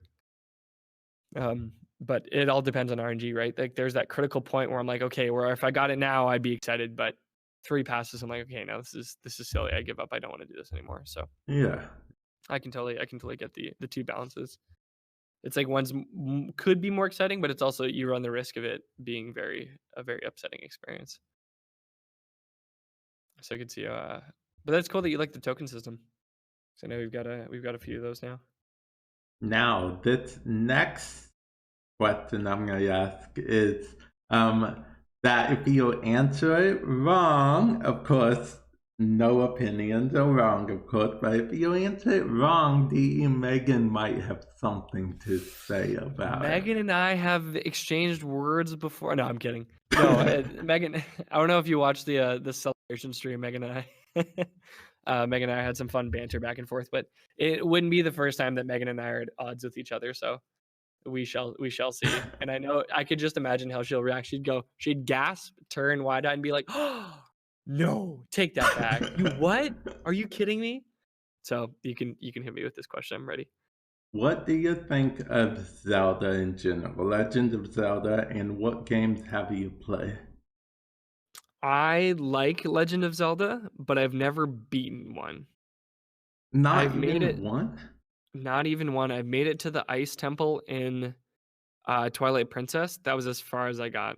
Oh, okay. Then I have, Ocarina of Time on my, N64 that my buddy lent me, and I think I played it for, like, 45 minutes one Sunday, and then I just gave up. I What? will Yeah, I know, it's bad, bad, it's bad, it's bad. Ocarina of I Time is the best Zelda game of all time. and, the thing is, it's a hard balance between playing with a guide and not playing with a guide, because I think playing with a guide just tells you how to do everything, and you're just kind of following the motions, whereas playing without a guide, it just feels impossible to me, playing without a guide. It takes me so long, and I just can't figure out the puzzles quickly enough that it just loses all enjoyment for me. I Um But I am going to play Breath of the Wild at some point. Oh, okay. Breath of the I'm Wild is a absolutely gonna good play game. Breath of the Wild. There are so many games that I need to play, but I think once I'm just playing through Dark Souls Remastered on the Switch, and I kinda wanna play New Game Plus for it before I switch to another game because I'm really because the thing is that I don't know, do you read books, Vamp? Are you a book reader? I'm not a big book reader. Okay. Well, for me with books as well is that I'll get to a point where I'm like, "Okay, I wanna read a bunch of books," and so I start barreling through books, but then I'm only realizing that I'm enjoying the book as it's over because I'm just trying to read it really quickly, which is just the worst way to consume content. You should enjoy going for a hike in the woods, not feel like you need to take 26 hikes and then it's like, "Oh, I'm the hiking master," you know? So Yeah. it's tough because 'cause I'm like, "Okay, I'm gonna play Dark Souls because I've heard so much about it and its influence in games and how it takes a different approach to how you play a game." And it's so the polar opposite of Warframe to me where it's like, okay, no, you expect to die multiple times and just get used to dying. Just get you because I can be a very angry gamer. And I started off that game being really upset all the time, and then I just had to learn dying. I was just like, "Oh, well, okay, cool." Whatever. I died again. And so I'm really enjoying it. I don't wanna I kinda don't want the game to end, but there are so many other games I need to play. So it's this hard balance of like, yeah, I wanna play The Last of Us, I wanna play The Witcher, I wanna play Horizon Zero Dawn, I wanna play, Breath of the Wild, I wanna play, Super Mario Odyssey, I need to finish Doom on the Switch. Like, there are plenty of games I need to get to, but I also don't wanna just rush through it. And I find I lose that balance with Warframe sometimes. I get so focused on the mastery rank that I forget to enjoy it. One of my favorite things doing in game is jumping into a random pub and doing a triathlon. I think that's a ton of fun. You just Oh, sort of mash a okay. bunch of people together and see what works. I think that's a blast. But you know, eidolons are you could argue have no association to mastery rank or that progression. It's entirely like the arcanes are an extreme benefit, but can be non-essential unless you're looking at like late games or min-maxing your build. So it's something that doesn't progress me towards, I wouldn't be, oh, bring unranked gear to try to like, no, you're just not gonna do it. You gotta bring your A game. Um, Arcane don't matter. Having every frame doesn't matter unless you grew up playing Pokemon. exactly, exactly. And I don't think I've ever completed anything to that extent where I have everything. Actually, I mean, I'll get there with Warframe in terms of weapons, but I'll yeah. never have every exclusive skin or mod or anything. Like, I'll probably never have a Prime Chamber, or anything like that, and I just have to be content with that. Or Excalibur Prime either. Like, people are like, "Oh, your staff, you must have, Excalibur Prime." I'm like, "Nope, don't have them. Never will."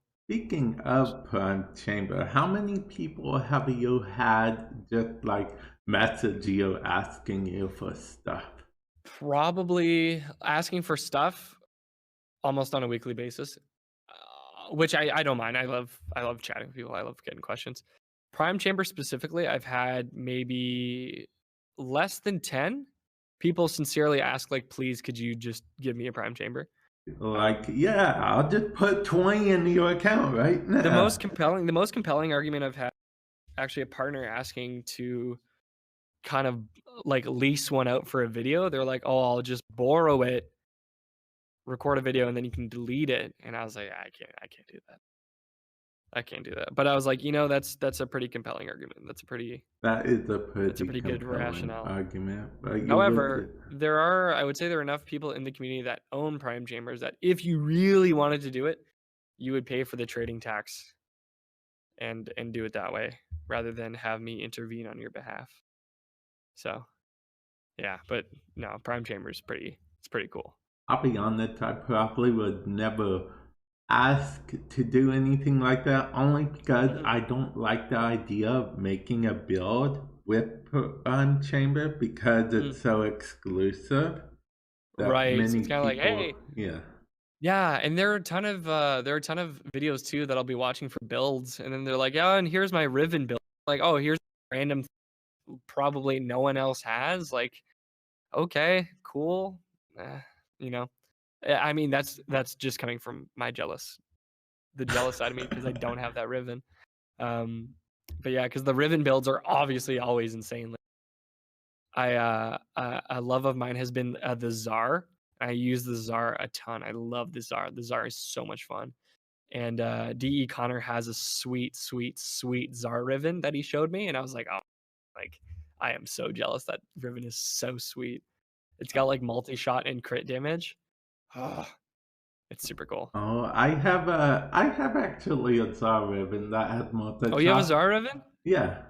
That's awesome. Yeah, I actually used it for a build of mine, but see, it wasn't a build I said I don't recommend most people make this build because it was a build I like to call Mr. Torg. Mr. Torg? Yeah, Mr. Torg. Why Um, Mr. Torg? because it's a Borderlands 2 reference. Ah, okay, okay. Mr. Torg is like the big explodey dude in Borderlands Mm, 2. nice. And my ribbon, of course, you know, multi-shot would just make it explode more. Of course. Yeah. Which will kill you even if you don't have, even if you have that mod equipped. That mod that takes away Cautious shot? 99. Yeah. Yeah. Because the thing is, even 1% of a crazy amount of damage, it's still a crazy Mm, amount of damage. yeah. I mean, I really do like self-damaging weapons. I think it's fun. Like if you have that power, you should be able to damage yourself. I mean, if you really wanted to get in the nitty-gritty of it, I even think it should do damage to the objective and Oh, potentially even to your wow. teammates. Yeah. Like, Wow, I you're think it should be very just punishing. who hurt Um, you? I well, no, I mean that's just the reality of it. Like I know is meant to be a different form of reality where you can't hurt, but I'm like, if we're playing realistically, you should be Yeah, able to set off a rocket launcher next to a cryopod. That's just how I feel. yeah, but trolling exists. So, Trolling does exist, and I yeah, honestly I didn't realize that I was really off in pubs with my czar. To be like, yeah, why is everyone just running past me? And then I did, and I forget someone was saying it in stream, and I was like, oh my god, that's a thing that people do. That if someone's using a czar, other people will just sprint past them, hoping that they hit them, so then they die. And I had no idea. I just thought that people were trying to get to something close by, and I was like, oh, okay, no problem. Then now I'm like, oh, that's so mean. I'm just trying to have fun. yeah, So yeah, I get trolled. I get trolled and posed with my czar, and that's why you have to go to. That's why you have to like jump into some high place where people can't get in front of you. But yeah, I have died many times at my own hands. yep. That seems to be what happened. It used to happen to me a lot, but it's pretty hard to die even as an artist because, like I said, I have arcane grace. So what will usually Of happen course. is I damage myself a lot, almost to a point where I kill myself. Then the enemies will just shoot at me and refill my health. Mm, that's perfect. That's a perfect loop. It's an Yeah, unkillable. yeah. Those It arcanes. So yeah, like don't. the arcanes aren't essential, but man, they're a ton of fun. Yeah, They're they fun to are. have. There's some pretty interesting ones. They are fun to have. They are fun to have. Although I liked getting them more back when raids were a thing. Right. You know, I never actually played a raid. That was before my time. Like, sorry, they were out when I was working here, but I was never good enough to actually jump into one. Oh yeah, wait. I don't think you were actually a part of the partner program at the No, time. I think I was still mainly focused on at that point. Mainly focused on what you cut out there for a moment. Oh, sorry, on a forum moderation. Oh, for moderation. Yeah. When raids were still a thing, so. Oh, okay. Speaking of Mhm. form moderation, when they first told you you were going to be in the partner program helping lead it up and whatnot, what was your reaction? Like, oh no, the content creators are weird. I don't want to be them there. Yeah, that was exactly how I was like, "Ah, I gotta work with those guys. please, wow, come on, can't you find something else? No, I was super pumped. For one, because I'm a big fan of Taylor, and I think she's great, and I was like, "Sweet, I get to work with Taylor." Uh, 2, I love working with people on a one-to-one basis. So having a part of my job where I get to talk to people on a one-to-one basis all the time and do things like this podcast is exactly what I wanna do in a professional capacity. I love doing it. I love chatting with people. I love getting to know people. I love seeing people at events and at conventions and at TennoCon, and I feel like that's where I really thrive as a person, and that's what, wakes me up in the morning is getting to work with people. So having a group of talented creators, I'm like, I couldn't think of a better place for me to be. So I was super excited, super, super excited when I heard I was gonna work on the partner program. You heard it here first, guys. He called me a talented creator. It's true. You heard it here first. You can clip it, you can share it, do whatever you want with it. I'll retweet it. I'll say it and I'll say it again. Yeah, but no, I love working on the partner program. I love Okay. it. It's so weird saying stuff like when you became a partner, since I know you work at DE. Mhm. I mean, technically, I was in the partner program before you were. Yeah, you were. It's very funny. Like when I think Drew started the program originally, the fan site program 6 years ago. I was graduating high school, Oh, wow. so I was just a small guy. Yeah, I was like right in the thick of my teen, which very much dates me for whoever cares to figure it out. But yeah, it's kind of funny thinking about how like when Warframe was in beta, I had no idea. I didn't even know like London, Ontario wasn't even really a place that I thought about ever, and now I live here. So, it's kind of funny how far along this game has gone, and I know people it's always really interesting when people, you talk about the history of the partner program, people talk about the history of Warframe. Hearing about the history of like Super Jump, I'm like, "That was a thing. Wow, like that's really cool." Yeah, that So I would feel be like for my I get like time. almost like history lessons in Warframe in terms of like and Bear tells me a lot of stuff because Bear was pretty sure Bear's the founder, but I know he's been at with the game basically since its inception. And it's always really cool to hear how things used to be and how things have evolved from there. Because I think people anticipate that I know everything and the way Warframe came before, but I'm like, really, I started playing Warframe when Plains of Eidolon dropped. That's when I started. Like once you become a member of DE, you just get imbued with all that knowledge Yeah, that instantly. just makes me the ultimate source and oracle of Warframe knowledge and builds and everything. I am the expert. I totally don't go to YouTube every time I get a new weapon to look up builds and stuff like that. You No, I'm know, kidding. when I do sometimes try to look at the stats and build off myself, but then I'm like, hey, I'm sure there's something more effective that I could do here. if you do go to YouTube, you can always search Warframe Madness. Shameless plug. Exactly. Yeah. It's the perfect go-to. So yeah, Yep. I mean, yeah, I definitely know a lot more than I did, but I am by expert on how to be the best Warframe player. Like no one ever was. Exactly. To get the frames as my real test. Oh To level yeah, them is you my did cause. say you did watch the original Pokemon. Oh yeah. Okay. Oh Yeah. man, watching those Pokemon like so my brother and I growing up, like we would rent Pokemon movies. Those things were pretty emotionally intense. Like the one Pokemon movie where half the Pokemons get turned to stone and then Pikachu's crying because Ash got fossilized. That's some intense stuff. Yeah. Watching Yeah. that as a kid, like those are some intense emotion. Like when the Pokemon who are clones of each other are trying to beat each other up. That's sad. Like that's really sad. But yeah, no, I was a huge Pokemon fan growing up. That was probably the first video game I really got into, was playing Pokemon Sapphire on my Game Boy SP. Oh, okay. See, I'm the original. I'm a Gen 1 person all the Oh, way. you're a Pokemon Gold. No, Gen 1 would be, well, yeah, yellow, blue, and green. No, Yeah, not green, sorry. I think it was red. Yeah. Yeah, because I watched my brother play those, but then the first one I played for myself was Pokemon Sapphire, and he had Pokemon Ruby. Wow, I'm gonna get torn apart in the comment section for saying green. But there was a green in How? Japan. Yeah.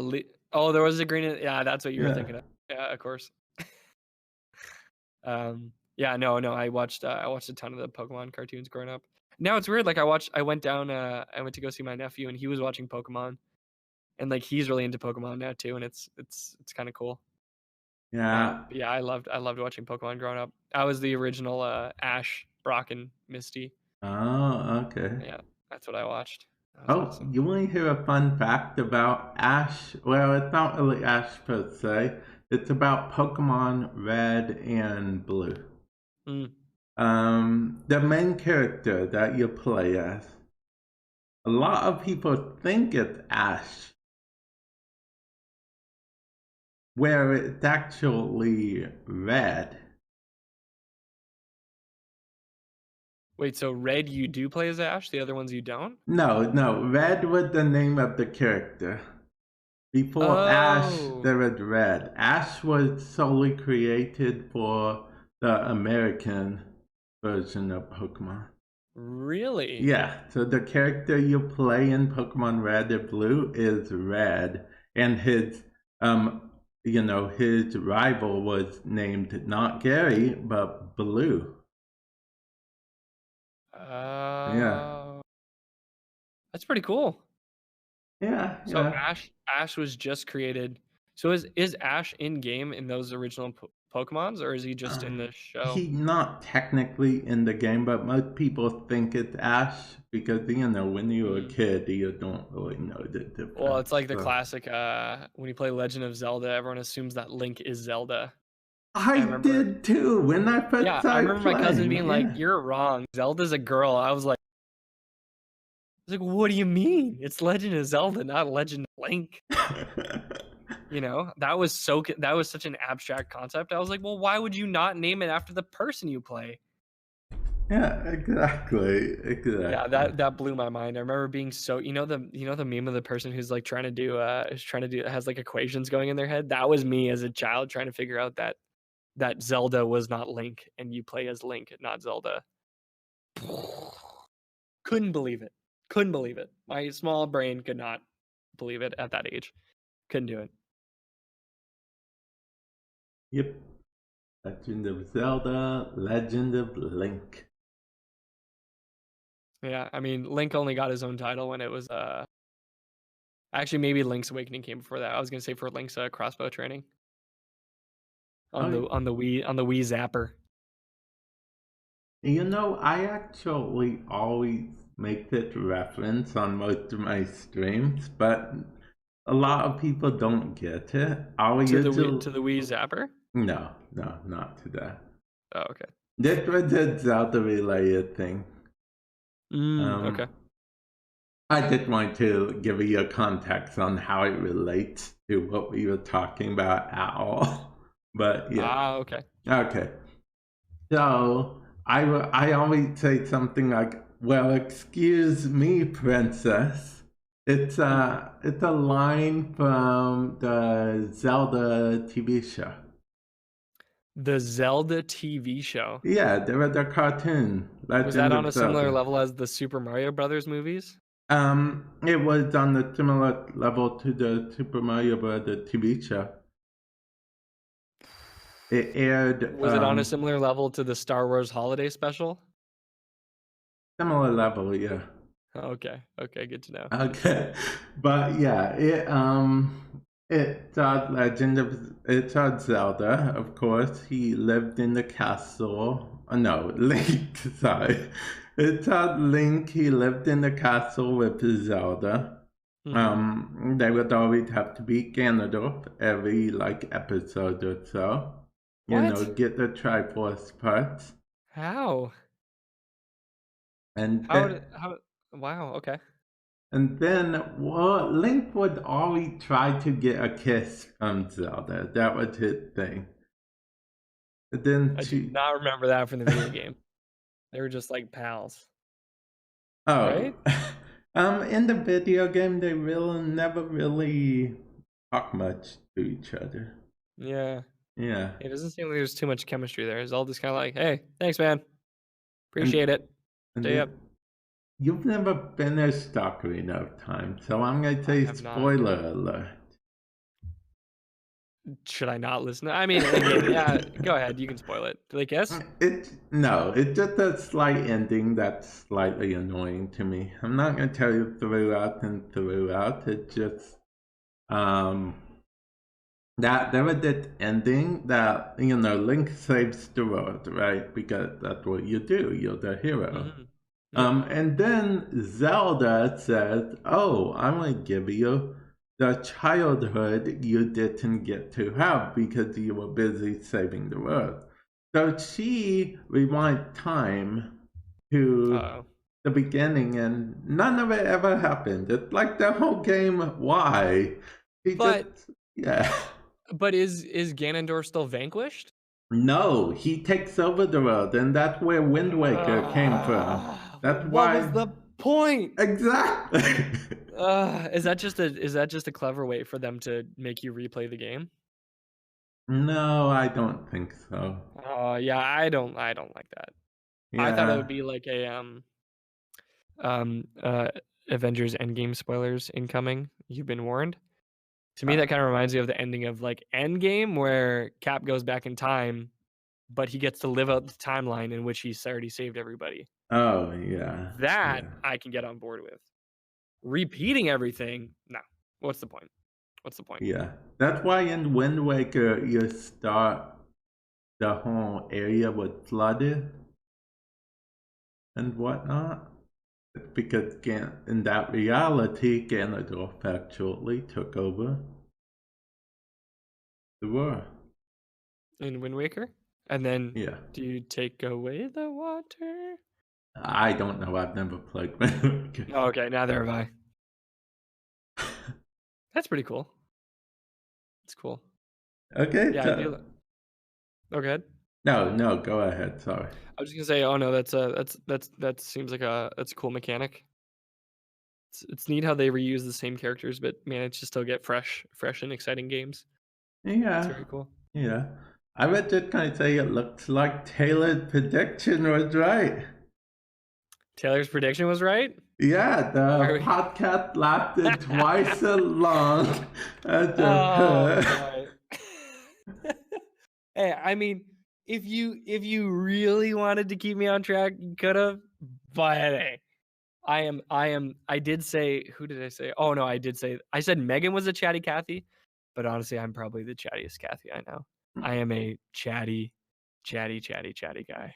So I, Actually, I I'm not shocked.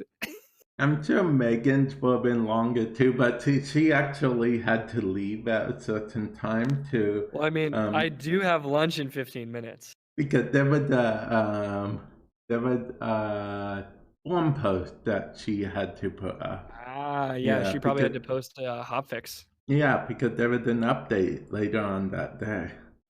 Gotcha. Yeah. You got to pre-format those bad boys. Um, yeah, that makes sense. Yeah, I'm sure Megan could have gone on for quite some time. Well, I'm happy that Taylor's prediction held up. That's fun. Yeah. And if she ever listens to this ever, she can just, if you ever hear her turn around and say, "Ha, I told you," you'll know Hon that she listened to this. Honestly, Taylor is very, very smart at predicting and pushing things in the correct direction. So I would not be shocked if she was just like, "Yep, I knew it." She can. She's got a good sense for that. She's got a good intuition. That's great. Now I have a question for you, which is, and maybe put someone on the spot, I don't know, but who do Oh, you think that who do you think next? This is very weird. I'm phrasing it very okay. weird. I'm on board. Who do you think should be on this podcast next? Who do I think should be on the podcast next? That is a great question. I think can it be anybody, or are you referring to DE staff? DE staff.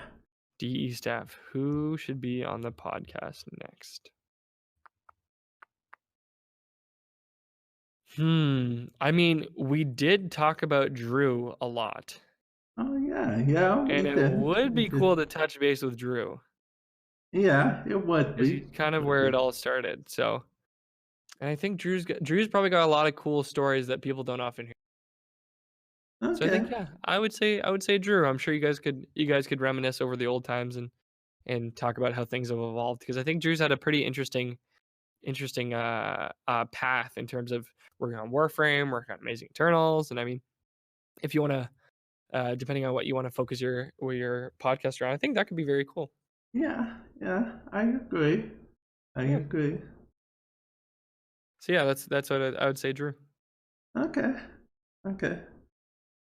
He's one of the OGs.